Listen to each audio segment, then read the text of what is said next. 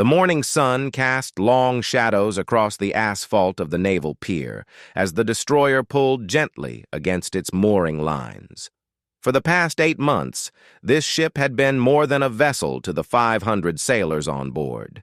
It had been their home, their fortress, and, for some, their entire world. The deployment had been grueling, the kind that tested men and women in ways they never expected to be tested. There had been storms that tossed the massive ship like a toy, mechanical failures in the middle of hostile waters, and the ever-present ache of missing birthdays, anniversaries, and the simple sight of familiar faces. But through it all, one figure had remained constant on the bridge, his presence as steady as the ship's compass. Senior Commander Michael Thornton stood at the starboard wing of the bridge, and watching his crew prepare for the homecoming ceremony. At 47, with 25 years of service behind him, he had overseen countless returns to port. But this one felt different.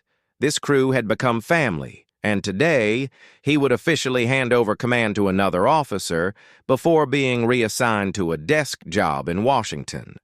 It was supposed to be a routine change of command ceremony. Nothing about it was routine for the men and women who had served under him. Down on the main deck, the crew moved with practiced precision.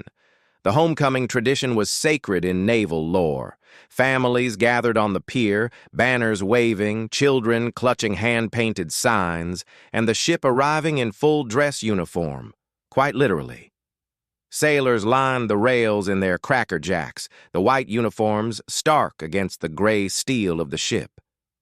And the ship's band, such as it was, tuned their instruments. The ceremonial guard, a hand-picked group of the ship's finest, stood at attention near the gangplank, their rifles polished to a mirror shine. Among them stood Petty Officer Second Class James Harlow, a young man from a small town in Ohio who had joined the Navy because he couldn't afford college and had nowhere else to go. Harlow had been a problem when he first arrived on the ship. He was surly, untrusting, and had a chip on his shoulder the size of an anchor. But over the months, under Thornton's quiet mentorship, he had transformed. He was still quiet, still kept to himself mostly, but he had become one of the most reliable sailors in his division. He stood now at the far end of the guard formation, his rifle held perfectly vertical, and his eyes fixed on a point in the middle distance. He was nervous, though his face didn't show it. Commander Thornton would walk past him today, and Harlow would salute. It was a small thing, a routine thing, but for Harlow, it was everything. On the bridge, Thornton adjusted his cover, the brim sitting perfectly level above his eyes. He could see the crowd gathering on the pier. He spotted his own wife, Margaret, standing near the front, holding a small American flag. She had been through every deployment, every late night, every moment of doubt. He owed her more than he could ever repay. Beside her stood their youngest daughter, home from college for the occasion. He allowed himself a small smile. The ship's executive officer approached, handing him the final mooring report. "All lines doubled, sir. Tugs are standing by. We'll be alongside in 20 minutes. Thornton nodded. "Very well. Pass the word to man the rails. Let's bring her home." The announcement crackled over the ship's public address system, and within moments, the ship transformed. Sailors emerged from every hatch, streaming to their designated positions along the rails. The pier below erupted in cheers as families caught the first glimpse of their loved ones. The band struck up "Anchors Aweigh." It was a moment of pure, unadulterated joy, the kind that makes military service bearable during the long, lonely nights at sea. As the ship glided toward its berth, the tugs nudging it gently into place, Commander Thornton made his way down from the bridge to the main deck. He walked slowly, deliberately, acknowledging the salutes of sailors as he passed. Each salute was crisp, on each face young and hopeful. He had seen so many faces over the years, some he remembered, most he had forgotten. But this crew, this particular collection of souls, had carved a permanent place in his heart.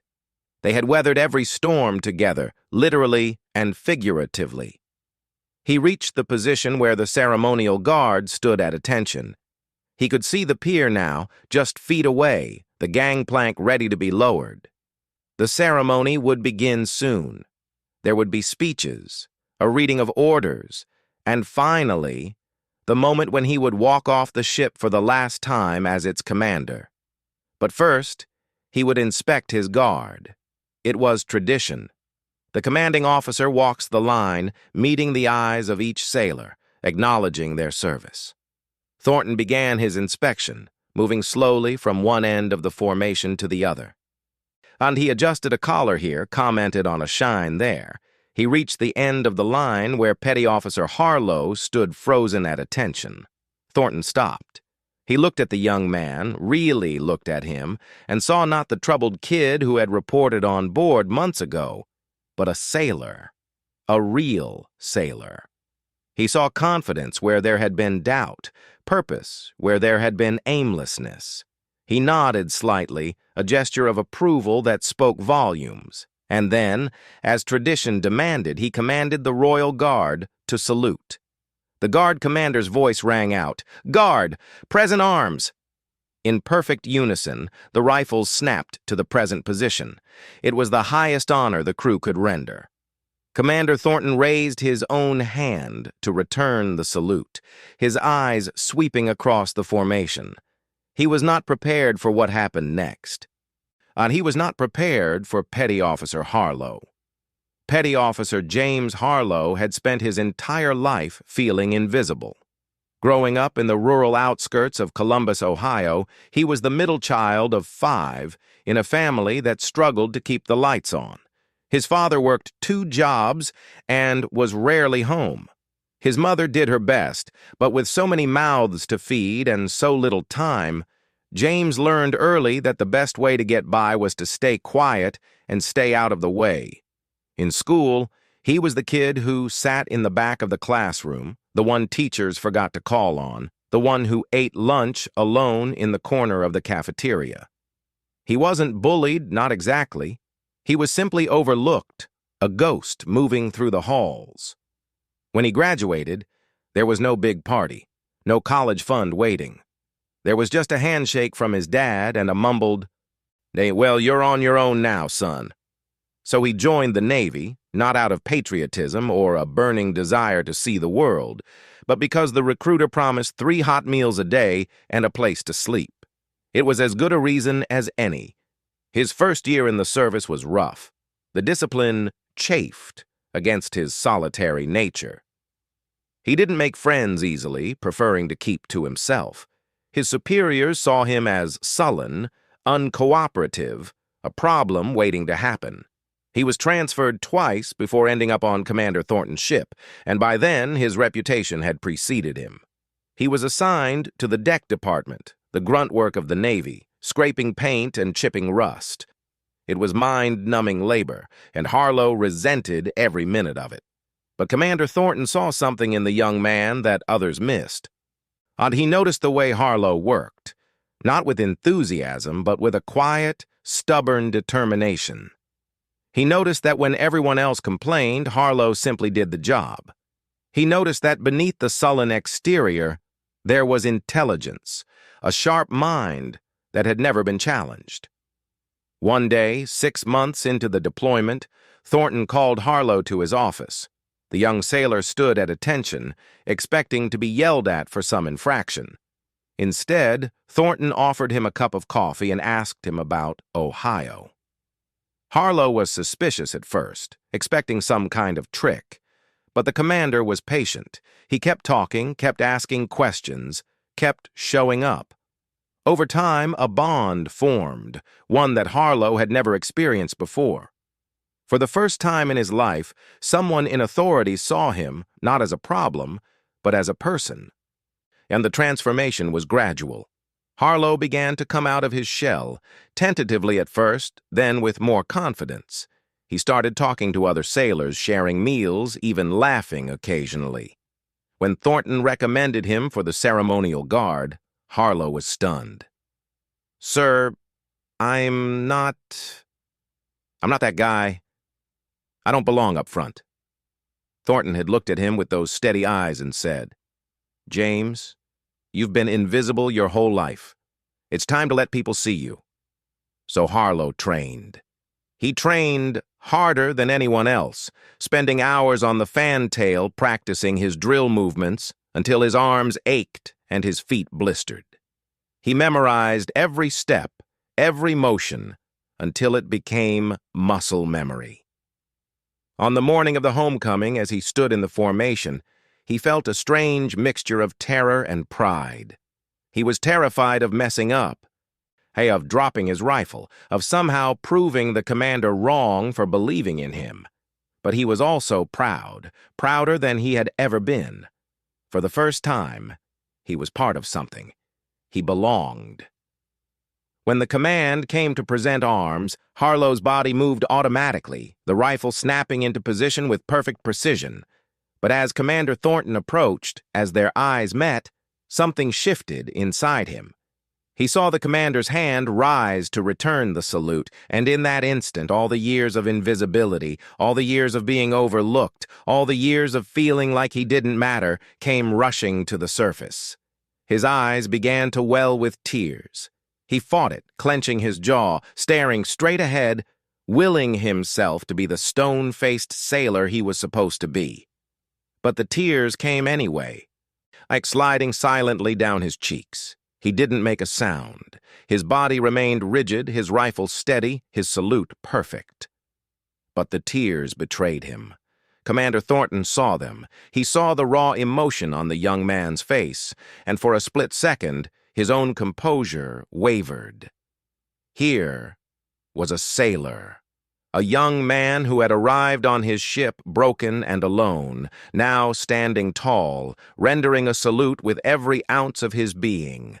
It was the most beautiful, most heartbreaking thing Thornton had ever witnessed. He held the salute a moment longer than necessary, a silent acknowledgement of the journey they had shared. Then he moved on, continuing down the line as if nothing had happened. But something had happened. Something profound. The change of command ceremony proceeded without a hitch. Speeches were made, orders were read, and the ship's company stood at attention as the formalities unfolded.